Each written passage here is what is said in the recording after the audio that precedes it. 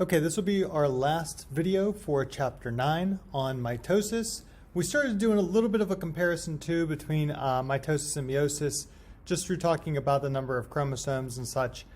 Just make sure you guys know, at the end of our cellular division, we are going to have double the amount of chromosomes in a mitotic cell compared to a meiotic cell. So in mitosis, we have double the amount of chromosomes. For our cells, it'd be 46, compared to meiosis. In our cells, they would be 23 chromosomes, okay? So double that amount. So today we're going to talk about binary fission, just to start. So binary fission is the type of cell reproduction used by prokaryotic cells, bacteria mostly. Some other cells use this too, but the big one is bacteria. So bacteria, it's a prokaryotic cell. It doesn't have all of the organelles and all the complexity of our eukaryotic cells, okay? They don't have mitochondria, they don't have the ERs, all that stuff. So reproduction is very easy. It's called binary fission. It's a lot simpler than mitosis. When they are replicating their DNA, just like we do in our cells, remember, their DNA is just one, and it's circular if we unravel it. They have an origin of replication for the DNA. In other words, it starts in one area, and then it will keep going around and around and around till that whole DNA is replicated. Oops. Here it is here. You can see the DNA replicating slowly. It starts on one side, and then it will end on the other side, okay? Now, with this origin too, guys, we can have multiple points of origin, okay, as long as all of our DNA gets copied, okay? That's our main goal. So for binary fission, we think this was the earliest form of cell division. It came before mitosis. Why? Because, well, prokaryotes were here before eukaryotes. Eukaryotes evolved much later on. However, there was an intermediate period between our prokaryotes and our eukaryotes, and there are certain organisms out there, mainly protists, that exhibit this intermediate between binary fission and mitosis. And what the difference is, guys, is going to be these protists, this intermediate phase is going to pretty much be like binary fission, but the protists have a nucleus, which prokaryotes do not have a nucleus, but protists do. So the only difference is going to be, instead of, like in binary fission, we just replicate the DNA and everything's cool. In this intermediate one, the nucleus of the protist doesn't disappear like it does in mitosis. If you remember prophase, the nucleus starts to disappear. For protists, they have the nucleus and it doesn't disappear. It kind of just chills there. So that is the intermediate between binary fission and mitosis, and protists are the ones that use that. Here's a picture of just the intermediate. You can see the nucleus is still there. It never disappears, okay? So we're going to talk about cancer a little bit. We'll mention it here, and then we'll come back to it at the end of the chapter, at the end of this video, okay? So cancer cells, yes, they're going to be normal cells at one time, but something happened to these cancer cells, okay? The normal cells had some kind of mistake in them, and it caused them to become cancerous. And we'll see later what happens with those cells altogether. Before we get to that, your book goes over an experiment, and what your book was wondering was, what controls this cell cycle? So from it going, G1 to S to G2 to M phase and then to cytokinesis at the end, what controls the steps? Are there things in the nucleus or is it things in the cytoplasm? And they did an experiment on it. So on the experiment 1, they kept everything in the cytoplasm the same as it normally is. All right. So they had an S phase cell, and they just kind of let it do what it does normally, and it went to S phase. They then had a cell in G1 and they saw over time it went to S phase, which is supposed to do. It goes G1, S, G2, M phase. They then did another experiment where they took out some of the things that are in the cytoplasm, okay, different signals and stuff, and they found that, okay, in the first cell we got an M phase cell, and the second one it's still an M phase. Okay, no big deal there. The second cell, they found it was in G1 originally, gave it some time, and it went right to M. And if you notice here, the difference, the first one has 2 chromosomes in there. Second one only has 1. Why? Well, it skipped S phase. So it went straight from G1, skipped S, skipped G2, and went right to M.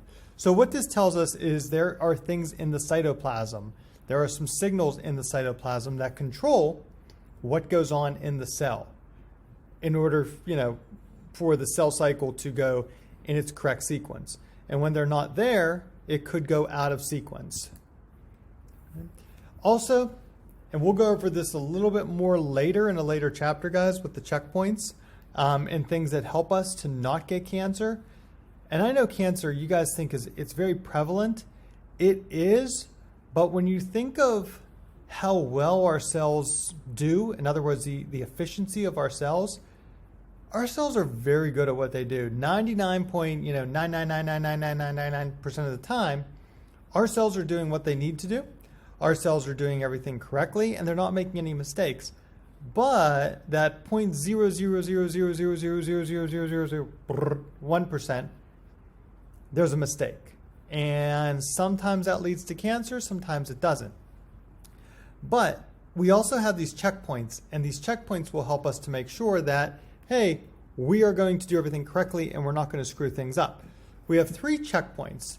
There's one in G1, there's one right at the end of G2 before we get to M phase, and then there is one during metaphase in mitosis. So there's 3 checkpoints. We'll go through each one here.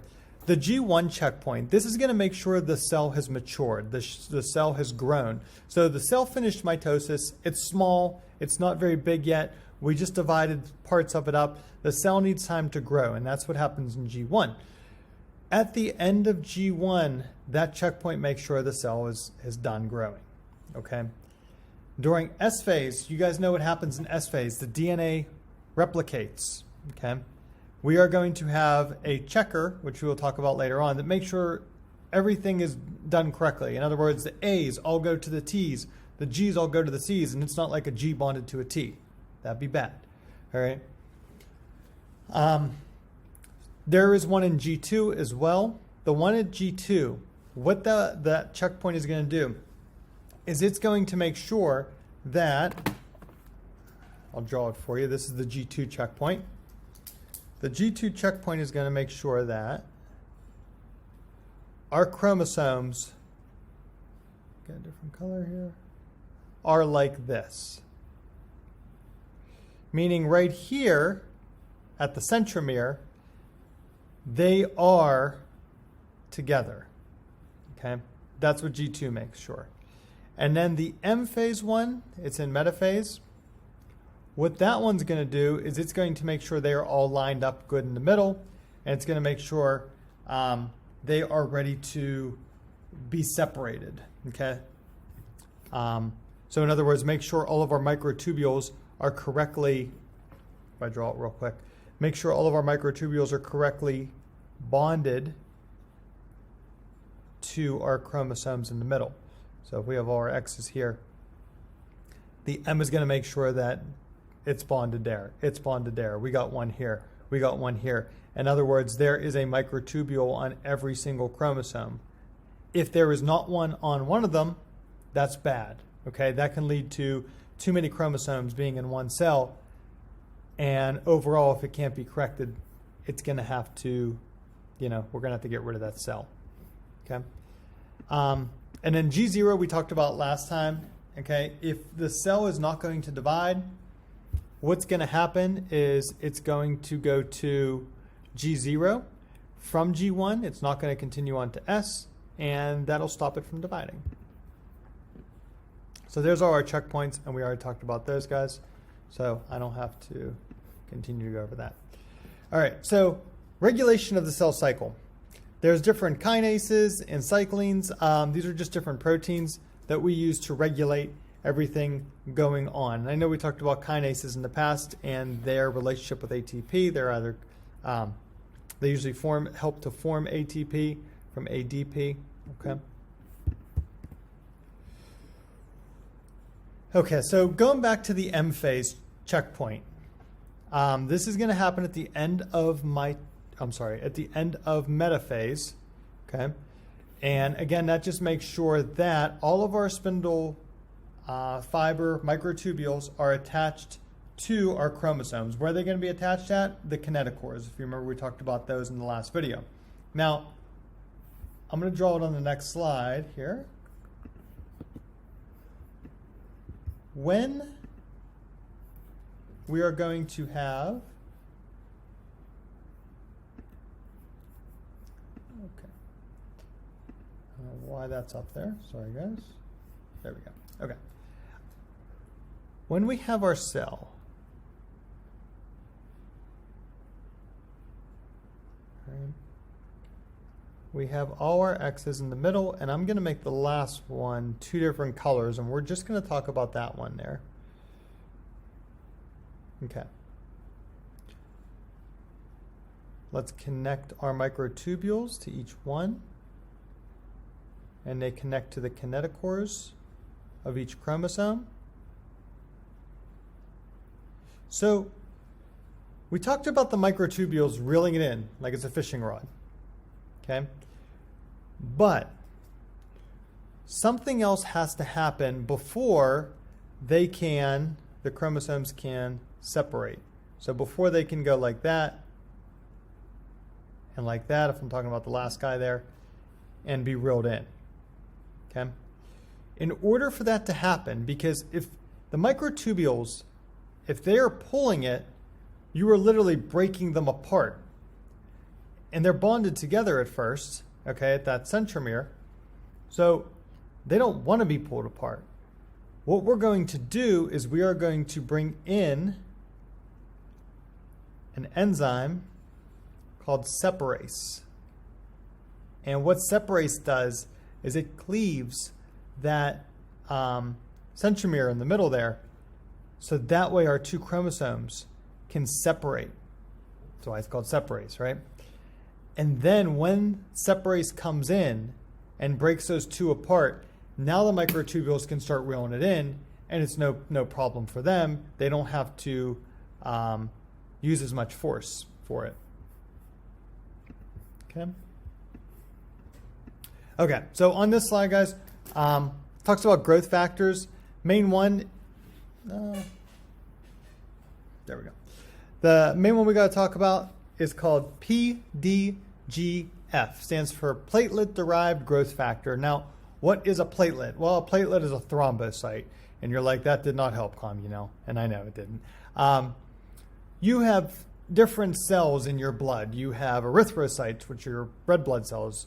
You have leukocytes, which are your white blood cells, and then you have thrombocytes, which are your platelets. This is the thing that you will see if you scrape your knee and you see blood coming out. These are what's going to stop the blood from continuing to come out. You'll see it looks like an orange, like orange little crystals or something like that. That is the platelets helping your blood clot so that you don't bleed out.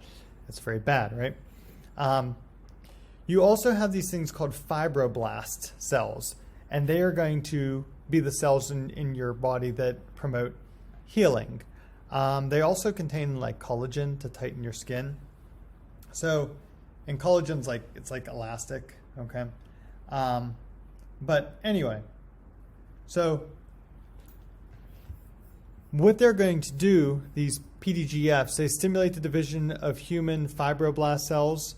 So they promote healing. So if you cut yourself or whatever, along with the platelets being there, they're going to produce these fibroblasts to come in and help you to, heal that area. Okay. So they did a study, guys, without the platelet factor and then with it. And they saw that if they have it, we get a lot more fibroblasts in the area. In other words, healing is promoted exponentially more as long as PDGF is present. When do cells know to stop dividing? There's two different things. We have density-dependent inhibition. Inhibition, I don't know why, and I'm not an English teacher, guys, but I always got hung up on that word, inhibition, because I'm like, oh, inhibition, what does that mean? It's just inhibit. That's all it is. I always think of the short version of it. It inhibits something. So what's going to happen with density-dependent inhibition? This is going to be inhibiting the cells from reproducing. So once the surface of one of the proteins on a cell hits the surface protein of another cell, that is going to be density-dependent inhibition, and the cells know, okay, hey, we're all filled up here. We don't need any more cells. Stop reproducing. Okay. The other thing is these cells want to be anchored to something. That's how you get your organs. One cell is anchored to another cell, or it's anchored to something else, maybe a cell of a different type. Okay. That is anchorage dependence there. Cancer cells, and I told you we were coming back to cancer cells.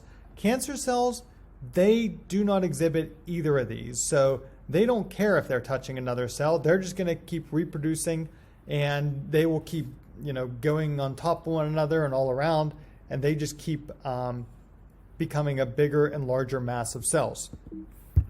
So in this one here, we have a normal cell. You guys can see that whatever this glass thing is here, that is anchorage dependence. They are clung, I think that's the word, to that glass. And then once they start touching one another, we have density dependent. They took a few cells out, and they noticed that as they took them to the two cells out, okay, we have a hole there. Boom, reproduce, fill that hole. They're touching one another. We don't need any more. Over here we have the cancer cells, and you guys can see that we have a big mass, a lump of them, and that is cancer. So not good. So cancer cells, they do not respond to any signals that will regulate the cell cycle. They do not care if we have enough cells in that area. They're going to keep going through interphase. They're going to keep going through S phase to replicate the DNA, and they're going to keep going through mitosis over and over again and at a much faster rate than a normal cell. There's two different types of cancer we can have, two different tumors. First one is a benign tumor.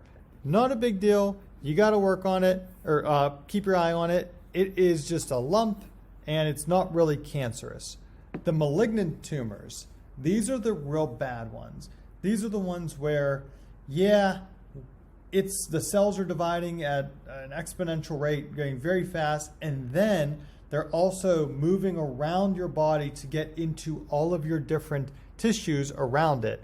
This is where the cancer has, as we say, metastasized. In other words, it's going to different areas of your body, and the cancer is spreading. Okay, that's the really bad cancer we don't want.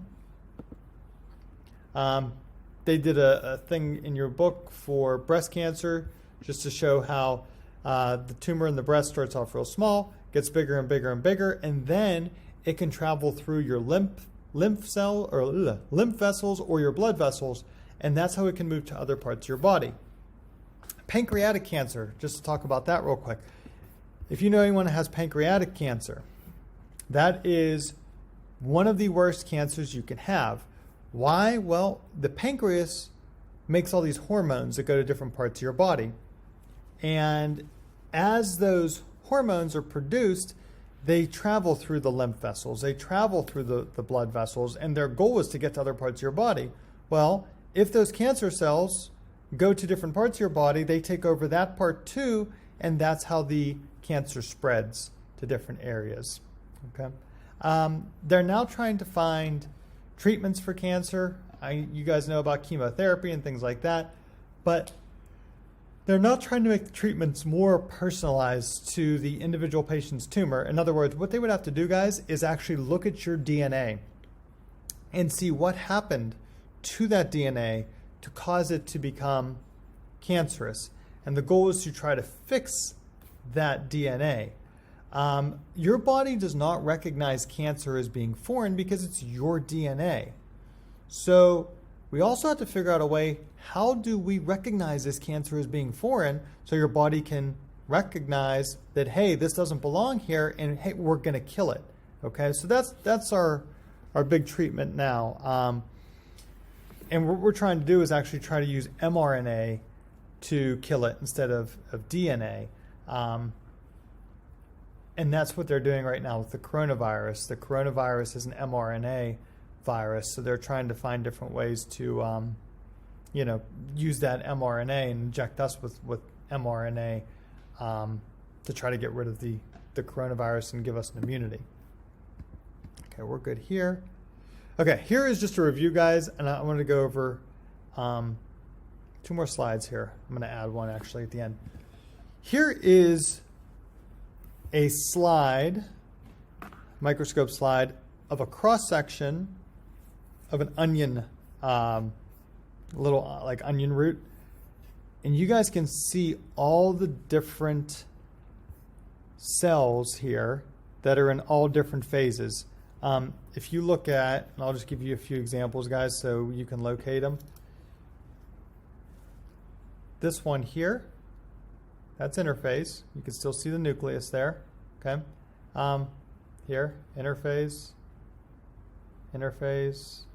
Okay. Those are all interphase. Very easy. You see the nucleus very easily in them. This one here, that's anaphase. They're being pulled apart. That's anaphase. This one up here, this is either late anaphase or early telophase, because everything's pretty much in the corner. This one here, this is our prophase. Okay, could even be pro-metaphase, where we see our DNA. It's no longer, we don't have that dense nucleus region in the middle, but we are able to see the DNA. That's prophase. Here's metaphase, everything's lined up in the middle. Metaphase, everything lined up. That's definitely an anaphase there. Here is definitely a telophase. We got 2 cells that got produced. That's anaphase. This one here is probably prophase, metaphase. Okay, so you guys can see what they look like under a microscope. We are going to do a, virtual lab with this next time. And I got to teach you guys how to mathematically use a hypothesis to either reject or accept it. So we're going to go over that, and we're going to put some numbers into it. Okay. So let me add something here for us.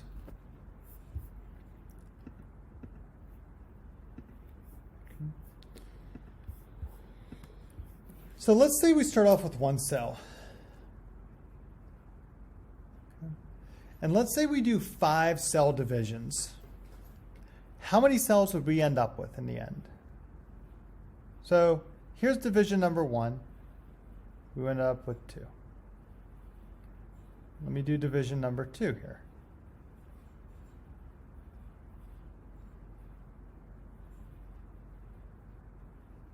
There's number 2. So we have 4. Division 3.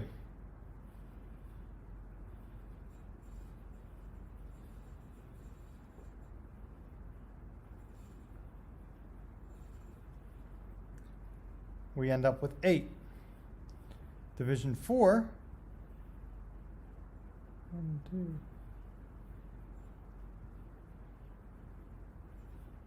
And I know I'm getting smaller, guys. They would still be the same size. I just need room.